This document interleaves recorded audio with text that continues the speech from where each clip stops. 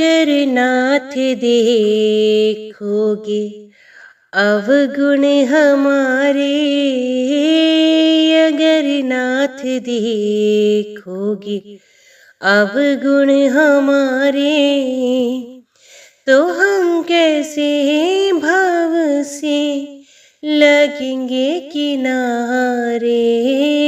अगर नाथ देखोगे अवगुण हमारे, अगर नाथ देखोगे अवगुण हमारे। जय श्री हरि। ओम नमो भगवते वासुदेवाय नमः। आज की वीडियो के माध्यम से हम पूर्णिमा की व्रत कथा आपके सामने प्रस्तुत करने जा रहे हैं। उम्मीद करती हूँ कथा का पूरा फल लेने के लिए आप कथा को शुरू से लेकर अंत तक जरूर श्रवण करेंगे, क्योंकि कथा का पूरा फल हमें कथा को पूरा सुनने से ही मिलता है। आधा अधूरा छोड़ने से हम सिर्फ पाप के भागीदार बनते हैं। तो चलिए आज की इस कथा को हम शुरू करते हैं। ओम नमो भगवते वासुदेवाय नमः। ऋषियों ने सूत जी से पूछा, महामुने, किस व्रत या तप से अभीष्ट फल की प्राप्ति होती है? हम सुनना चाहते हैं, कृपया बताइए। सूत जी बोले, देवऋषि नारद ने यही बात भगवान कमलकांत से पूछी थी।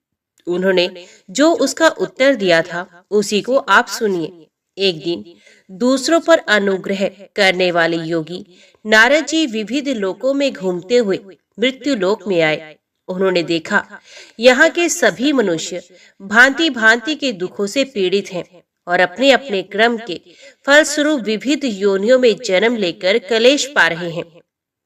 ये सोचने लगे किस उपाय से इनका दुख निश्चित रूप से दूर हो सकता है। मन ही मन इस प्रकार सोचकर वे विष्णु लोक में गए और वहां जाकर उन्होंने शंख चक्र गदा पद्मधारी वनमाला से विभूषित शुक्ल वर्ण चतुर्भुज देव देवेश्वर भगवान नारायण को देखकर कुछ कहना चाहा।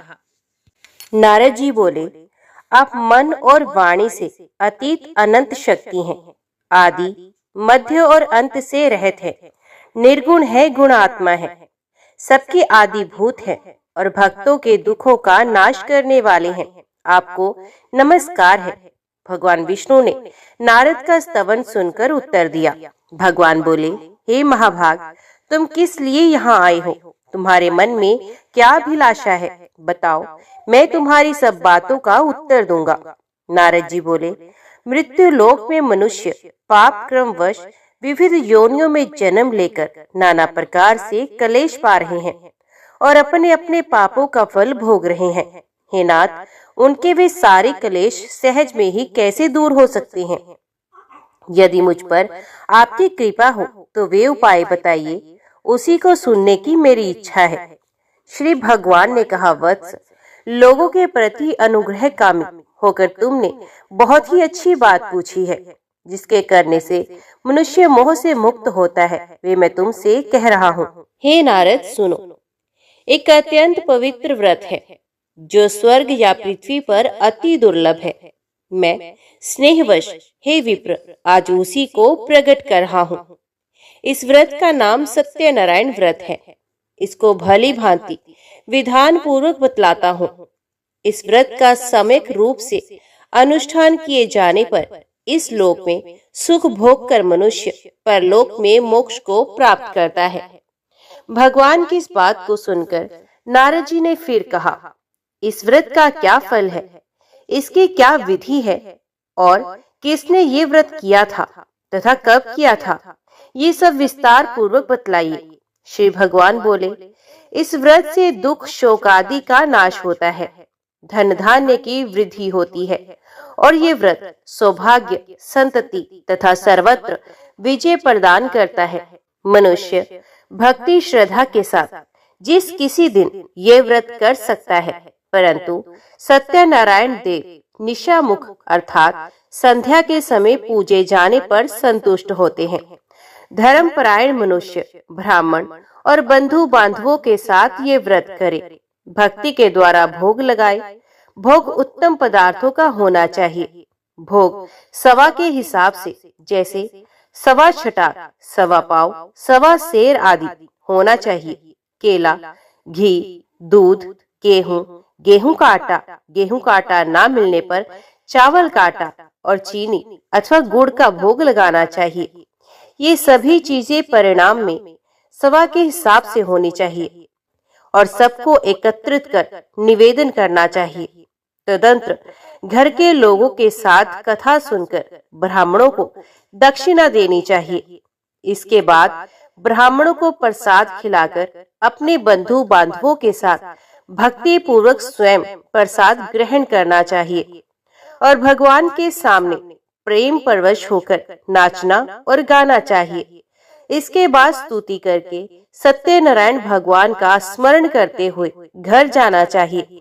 इस प्रकार करने पर मनुष्य को निश्चय ही मनोवांछित फल प्राप्त होगा। विशेषकर इस कलयुग में तो सत्यनारायण व्रत के अतिरिक्त पृथ्वी पर अभीष्ट सिद्धि का और कोई उपाय है ही नहीं। पूर्व काल में एक ब्राह्मण इस व्रत को करके कृत्य हो गए थे। अब उनकी कथा कहता हूँ। काशीपुर ग्राम में एक निर्धन ब्राह्मण रहते थे। वे भूख प्यास से व्याकुल होकर सदा पृथ्वी पर भटका करते थे। ब्राह्मण को दुखी देखकर ब्राह्मण प्रिय भगवान वृद्ध ब्राह्मण का रूप बनाकर उनके पास आए और उन्होंने आदर के साथ पूछा, ब्राह्मण देवता, आप किस लिए अत्यंत दुखित होकर सारी पृथ्वी पर भटक रहे हैं? यदि आपकी अभिरुचि हो तो सारी बात मुझसे कहिए, मैं सुनना चाहता हूँ। ब्राह्मण ने कहा, मैं बड़ा ही गरीब हूँ और भीख मांगने के लिए ही इस प्रकार भटकता रहता हूँ। आप कोई उपाय जानते हो तो हे प्रभु कृपा पूर्वक मुझे बताइए। वृद्ध ब्राह्मण ने कहा, सत्यनारायण विष्णु भगवान मन चाहा फल देते हैं। द्विश्रेष्ठ, आप सत्यनारायण का उत्तम व्रत करें। मनुष्य इस व्रत को करके सब दुखों से मुक्त हो जाता है। श्री भगवान बोले। वृद्ध बने हुए सत्यनारायण ब्राह्मण को आदर पूर्वक व्रत की पूरी विधि बताकर वहां से अंतर ध्यान हो गए। तदंतर वे ब्राह्मण मन ही मन भगवान का चिंतन करते हुए घर लौटे। उन्होंने समझा कि नारायण ने ही मुझको ये व्रत बतलाया है, अतएव मैं इस व्रत को करूंगा। ब्राह्मण इसी सोच विचार में रहे। उनको रात्रि में नींद भी नहीं आई। प्रातःकाल उठते ही मैं सत्यनारायण व्रत करूंगा, ये संकल्प करके ब्राह्मण भिक्षा के लिए चले गए। उस दिन ब्राह्मण को भिक्षा में प्रचुर द्रव्य की प्राप्ति हुई। उसके द्वारा उन्होंने बंधु बांधवों के साथ सत्यनारायण का व्रत किया और उस व्रत के प्रभाव से वे श्रेष्ठ ब्राह्मण समस्त दुखों से छूटकर संपूर्ण संपत्ति से संपन्न हो गए।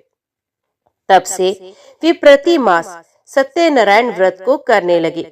श्री भगवान ने कहा, वे उत्तम ब्राह्मण वृद्ध रूपधारी नारायण के द्वारा व्रत को जानकर सारे पापों से मुक्त हो गए और उन्होंने दुर्लभ मोक्ष की प्राप्ति की। नारद, जिस समय इस व्रत का पृथ्वी में प्रचार होगा उसी समय मनुष्यों के समस्त दुख नष्ट हो जाएंगे। सूत जी बोले, हे ब्राह्मणों, नारायण ने महात्मा नारद को जैसा कहा था ठीक वैसा ही मैंने आप लोगों से कह दिया। अब और क्या कहूँ? ऋषियों ने पूछा, इसके बाद पृथ्वी पर इस व्रत का अनुष्ठान किस मनुष्य ने किया? हे मुने, ये सब हम सुनना चाहते हैं। इस विषय में हमारे मन में बड़ी श्रद्धा उत्पन्न हो गई है। सूत जी बोले, हे मुनियों, उसके बाद पृथ्वी पर किसने ये व्रत किया था सो सुनो। एक दिन वे श्रेष्ठ ब्राह्मण अपने बंधु बांधवों के साथ अपने वैभव के अनुरूप व्रत कर रहे थे। इसी समय वहां एक लकड़हारा आया। लकड़हारे ने लकड़ी बाहर रख दी और वे ब्राह्मण के घर के अंदर चला गया। उस समय वे प्यास से पीड़ित था। उन ब्राह्मण को कार्य में लगे देखकर प्रणाम करके उसने पूछा, महाराज, आप ये क्या कर रहे हैं? ब्राह्मण ने कहा, ये सत्यनारायण व्रत है। ये व्रत दुख दारिद्र का नाश करता है, सब प्रकार की इच्छित वस्तुओं को देता है और पुत्र पौत्र आदि की वृद्धि करता है। इस व्रत के प्रभाव से ही धन धान्य आदि महान समृद्धि से मेरा घर भर गया है। ब्राह्मण की इस बात को सुनकर लकड़हारे को बड़ा ही हर्ष हुआ।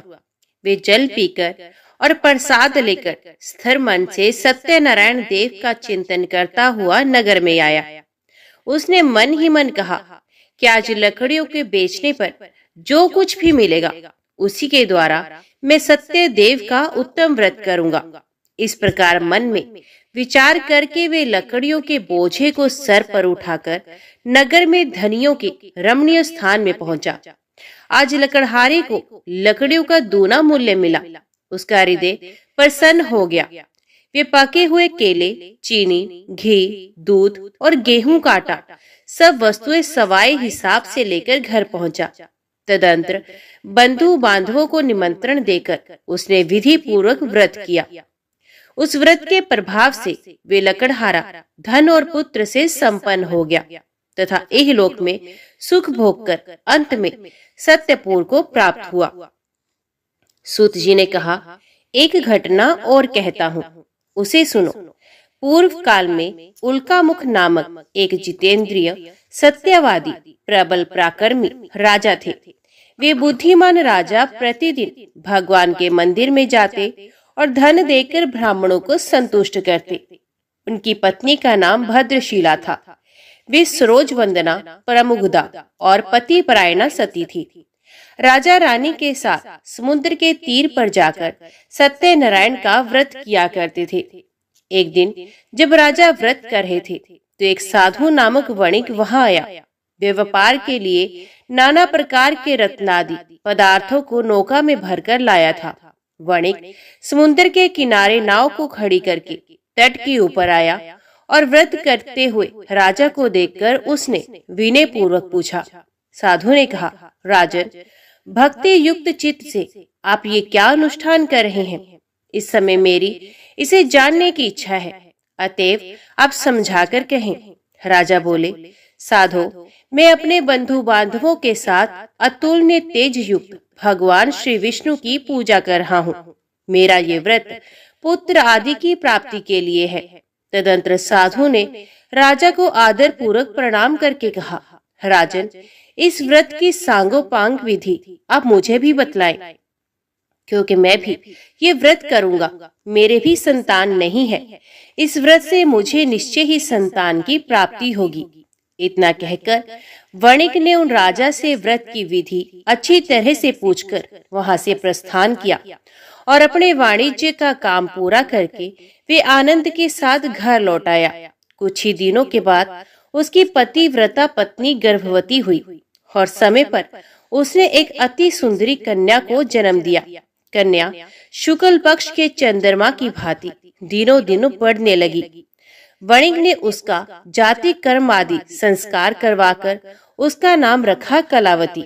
तदंतर वणिक पत्नी लीलावती ने मधुर वचनों में पति से कहा, स्वामी, आपने पूर्व में जो सत्यनारायण व्रत करने की प्रतिज्ञा की थी उसे अब पूरी क्यों नहीं कर रहे हैं? साधु ने उत्तर दिया, प्रिय, मैं कलावती के विवाह के समय सत्यनारायण का व्रत करूंगा।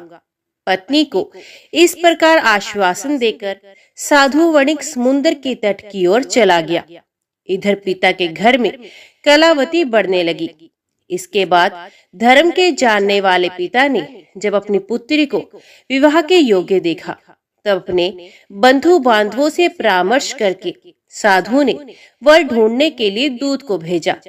दूत साधु का आदेश पाकर कांचन नगर गया और वहां कलावती के योग्य एक उत्तम वर की खोज करके वहां से उस वणिक पुत्र को साथ लेकर लौट आया।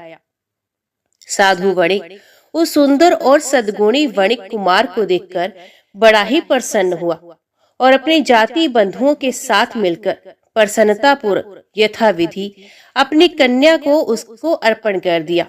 दुर्भाग्यवश कलावती के विवाह के समय भी वणिक उस उत्तम व्रत की बात भूल गया। इससे भगवान सत्यनारायण उस पर रुष्ट हो गए। कुछ दिनों के बाद वे व्यापार में निपुण वणिक अपने श्रीमान जमाता को साथ लेकर व्यापार के लिए बाहर गया और राजा चंद्र केतु के राज्य में समुद्र के समीप रमणीय रतनसार नगर में जा पहुंचा।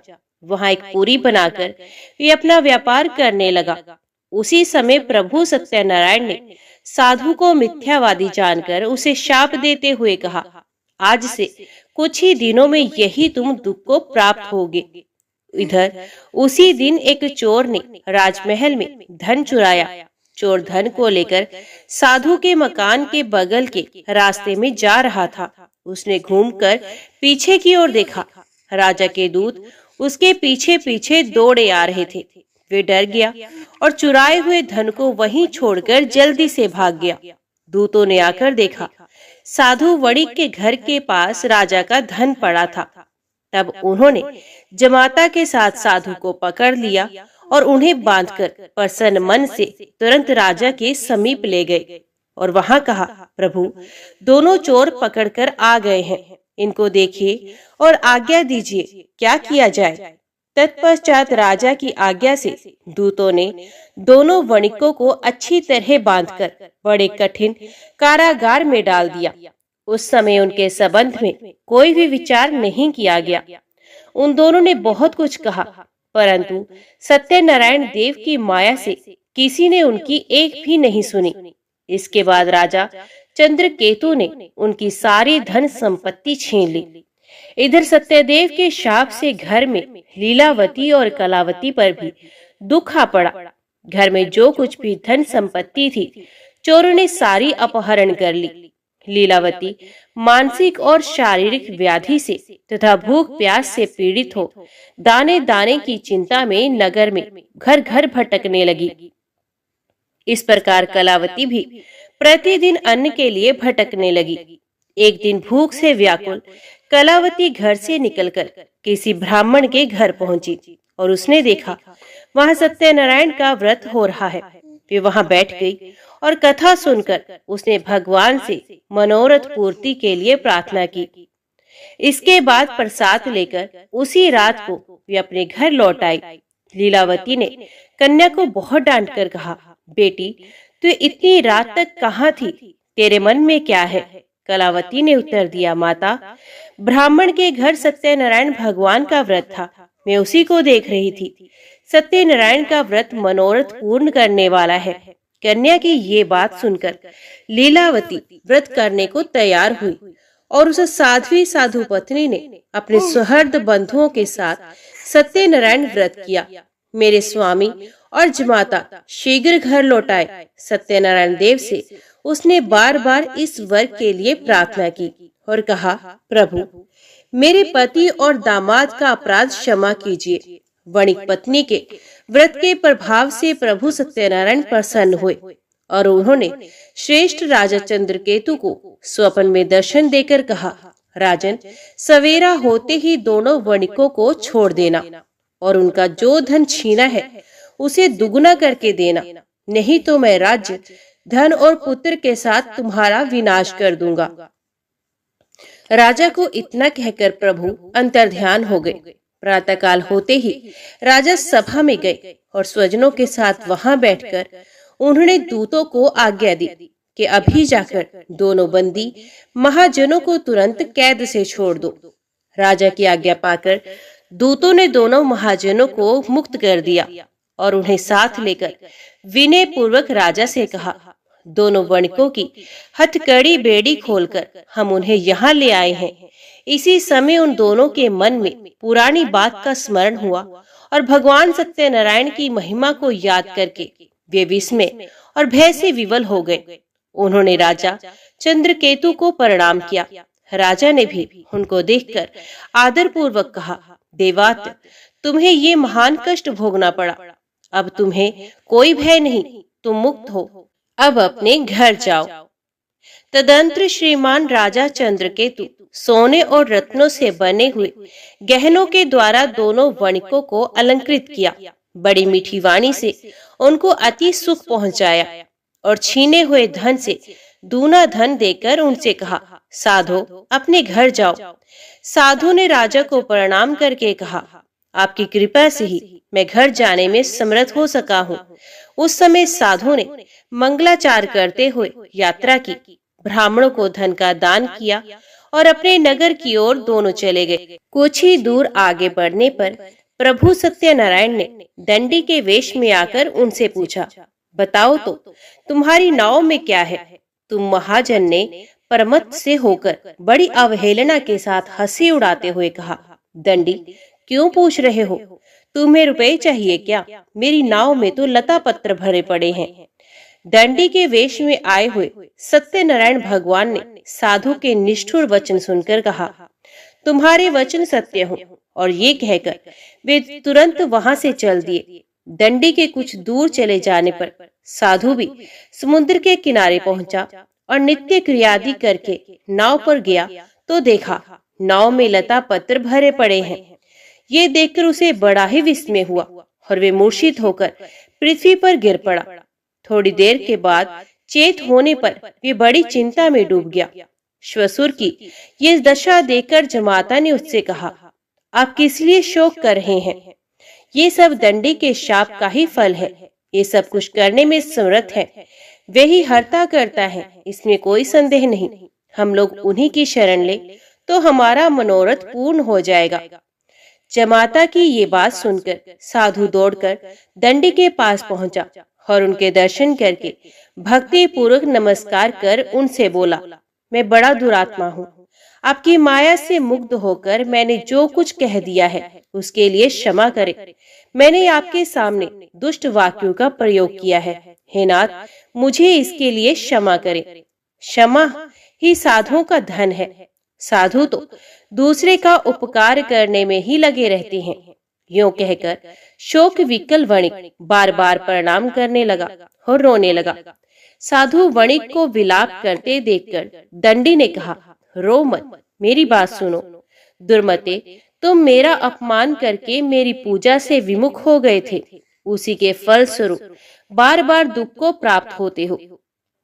भगवान के इस प्रकार के वचनों को सुनकर साधु ने भगवान की स्तुति की और साधु बोला, प्रभु, ब्रह्मादि स्वर्गवासी देवता आपकी माया से मोहित होकर आपके आश्रयमय रूप और गुणों के नहीं जान पाते।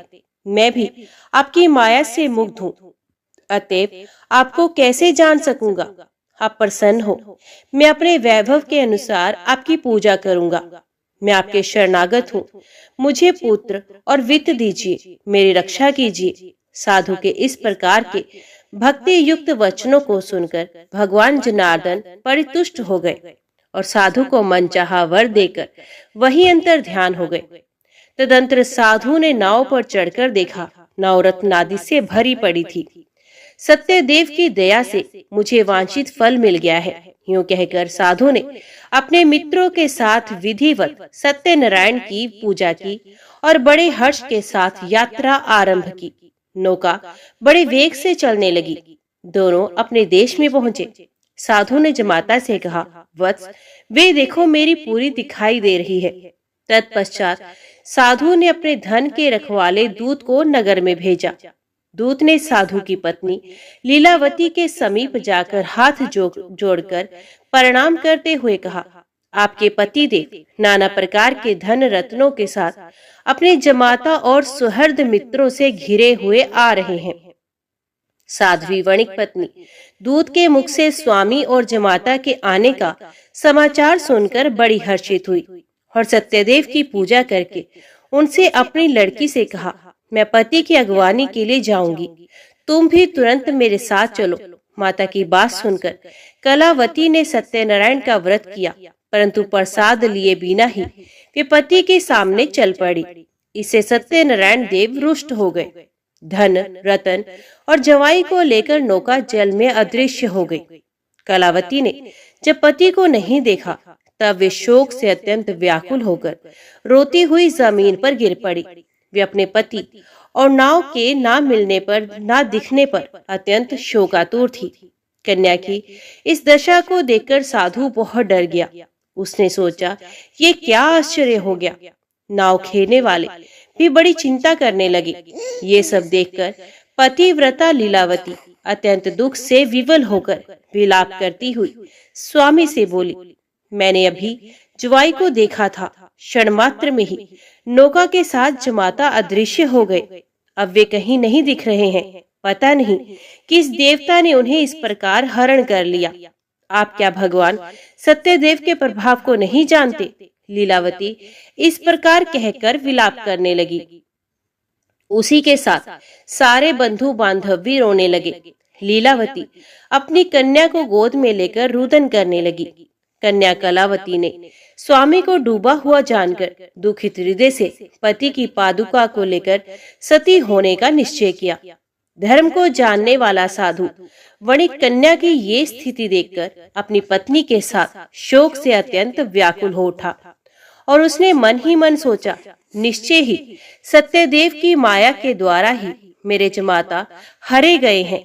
मैं अपने वैभव के अनुसार भगवान सत्यनारायण की पूजा करूंगा। साधु ने वहां सब लोगों को बुलाकर ये बात कही और अपना मनोरथ व्यक्त करते हुए पृथ्वी पर दंड की भांति पड़कर वे बार बार भगवान सत्यदेव को प्रणाम करने लगा। इससे सत्यदेव प्रसन्न हो गए। उन्होंने आकाश से ही साधु के प्रति कहा, साधु, तुम्हारी कन्या मेरे भोग का तिरस्कार करके पति को देखने के लिए आ गई, इसलिए इसका पति अदृश्य हो गया।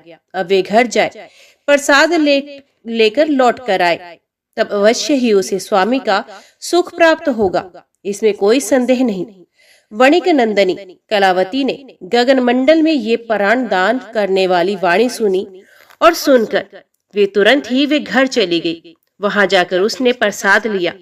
तदंतर जब वे घर लौट आई तब अपने पति को, नाव को और समस्त बंधुओं को देखकर अत्यंत सुखी हुई। उसने पिता से कहा, पिताजी आइए हम लोग घर चले, अब देर क्यों कर रहे हैं। कन्या की इस बात को सुनकर वणिक प्रसन्न हो गया और विधि विधान के साथ भगवान सत्यनारायण की पूजा करके धन रतन और बंधुओं के साथ वे अपने घर पहुंचा।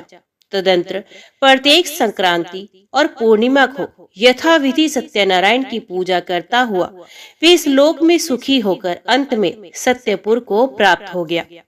सूत जी बोले, श्रेष्ठ मुनियों, एक उपाख्यान और सुनिए। पूर्व काल में वंशध्वज नामक एक प्रजा पालन में तत्पर राजा थे। उन्होंने सत्यदेव के प्रसाद का परित्याग किया था, इसलिए वे दुख को प्राप्त हुए। एक दिन राजा ने वन में जाकर विविध प्रकार के मृगों का शिकार किया। फिर जब विश्राम के लिए वे बरगद के वृक्ष के नीचे आए तब उन्होंने देखा ग्वाले लोग बड़े संतुष्ट मन से मित्रों को साथ लेकर भक्ति पूर्वक सत्यनारायण देव की पूजा कर रहे हैं। राजा ने सत्यनारायण की पूजा होती देखी, पर घमंड के कारण ना तो वे वहां गए और ना ही प्रणाम किया। ग्वाले राजा के पास प्रसाद रखाए और पूजा की जगह आकर प्रसाद लेकर अपने घरों को चले गए। राजा ने प्रसाद भी नहीं लिया, इसलिए वे बड़े दुख में पड़े। उनके 100 पुत्र थे, वे मरे गए। धन धान्य आदि समस्त संपत्ति नष्ट हो गई। तब उन्होंने सोचा, सत्यदेव ने ही मेरा सब कुछ नष्ट कर दिया है, इसलिए जिस स्थान पर ग्वाले पूजा कर रहे थे मैं वहां जाऊंगा। राजा ने मन ही मन ऐसा निश्चय किया और ग्वालों के पास जाकर उनके साथ भक्ति श्रद्धा पूर्वक यथाविधि सत्यदेव की पूजा की। तब सत्यदेव की कृपा से वे धन पुत्र आदि से संपन्न हो गए और इस लोक में सुख भोग कर अंत में विष्णुपुर में जा पहुंचे। जो मनुष्य इस परम दुर्लभ सत्यनारायण व्रत का आचरण करता है, भुक्ति मुक्तिदायिनी इस पवित्र कथा का श्रवण करता है, वे भगवान सत्यदेव के प्रसाद से धन धान्य आदि समृद्धि को प्राप्त होता है। इसे दरिद्र धन पाता है, बंदी बंधन से छूट जाता है, भयभीत भय से छुटकारा पाता है और मनुष्य इस लोक में मनोवांछित फल को पाकर अंत में सत्यपुर में गमन करता है। ये सत्य है, इसमें कोई संदेह नहीं। सूत जी कहते हैं, ब्राह्मणों, आप लोगों को मैंने श्री सत्यनारायण व्रत सुनाया। इस व्रत का आचरण करके मनुष्य सारे दुखों से छूट जाता है। विशेषत कलिकाल में सत्य पूजा महान फल देने वाली है। इन देव को कोई सत्यनारायण कहते हैं और कोई सत्यदेव कहते हैं।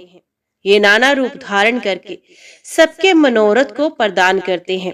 ये सनातन सत्यदेव कलयुग में सत्यव्रत के रूप में अवतीर्ण होंगे।